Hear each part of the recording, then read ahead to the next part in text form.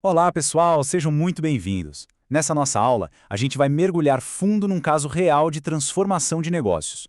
Vamos analisar o passo a passo de como a empresa XYZ, uma varejista de eletrônicos, saiu do caos operacional para se tornar um exemplo de eficiência. Preparem-se, porque aqui tem muita lição prática sobre otimização de processo. E a grande pergunta que vai guiar nossa conversa é justamente essa: como é que se faz essa virada de chave? Como se transforma um monte de processos quebrados, aquela correria de apagar incêndio todo dia, em um sistema que não só funciona, mas que funciona com excelência? A jornada da empresa XYZ vai ser o nosso mapa para responder essa pergunta. Para a gente entender bem essa jornada, vamos seguir um roteiro bem claro. A gente começa com o desafio, depois vamos entender o diagnóstico da situação, aí partimos para a solução e como ela foi implementada. Depois, vamos ver como medir e sustentar o sucesso e, por fim, fechar com as grandes lições que ficam. Então, vamos lá. Primeiro ponto, o desafio.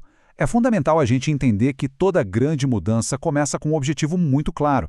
E para a empresa XYZ, a meta não era só uma melhoriazinha aqui e ali, não. Era um salto de qualidade, um novo patamar de operação, definido por metas bem, mas bem ambiciosas.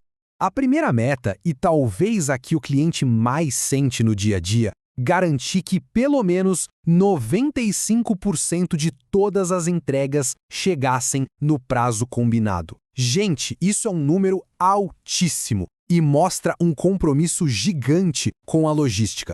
Mas não parava por aí. A experiência do cliente não acaba quando o produto chega. A empresa também queria ter 90% ou mais de satisfação no pós-venda. Ou seja, se algo desse errado, o problema tinha que ser resolvido de forma rápida e que deixasse o cliente feliz. E agora, o pilar que sustenta tudo isso, a base de tudo. Uma acuracidade de estoque de no mínimo 98%. Pensem comigo, se a empresa não sabe exatamente o que tem na prateleira, como é que ela pode prometer um prazo de entrega com confiança? Impossível, né? Ok, a gente já sabe aonde a empresa queria chegar.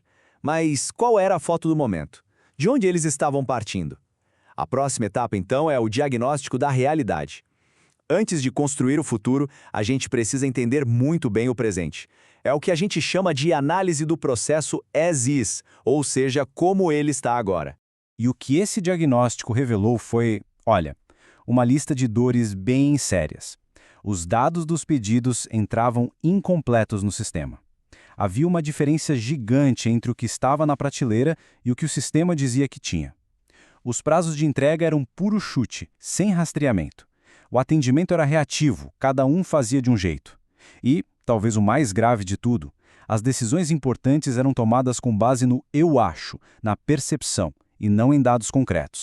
Bom, com o problema bem mapeado, é hora de desenhar a solução. E aqui a gente entra na visão to be, ou seja, como o processo deve ser. O objetivo aqui não era só tapar buraco, era construir uma operação completamente nova, mais inteligente, mais forte e muito mais eficiente. E aqui a gente consegue ver lado a lado o contraste brutal entre o caos e a organização. Aquela reposição de estoque reativa, que só acontecia quando o produto acabava, foi trocada por uma política ABC inteligente e contagens regulares. O planejamento de entrega, que era manual, virou otimização de rota com software e rastreamento proativo. E o atendimento lento deu lugar a um sistema que direcionava os chamados automaticamente e dava aos atendentes uma base de conhecimento para resolver tudo mais rápido. Ter um plano incrível no papel é ótimo, mas como tirar isso da teoria e levar para a prática de forma segura, sem causar um colapso na operação? É aí que entra uma ferramenta clássica e super poderosa da gestão, o ciclo PDCA. PDCA é a sigla em inglês para Plan, Do, Check e Act. No nosso bom português, planejar, fazer, checar e agir.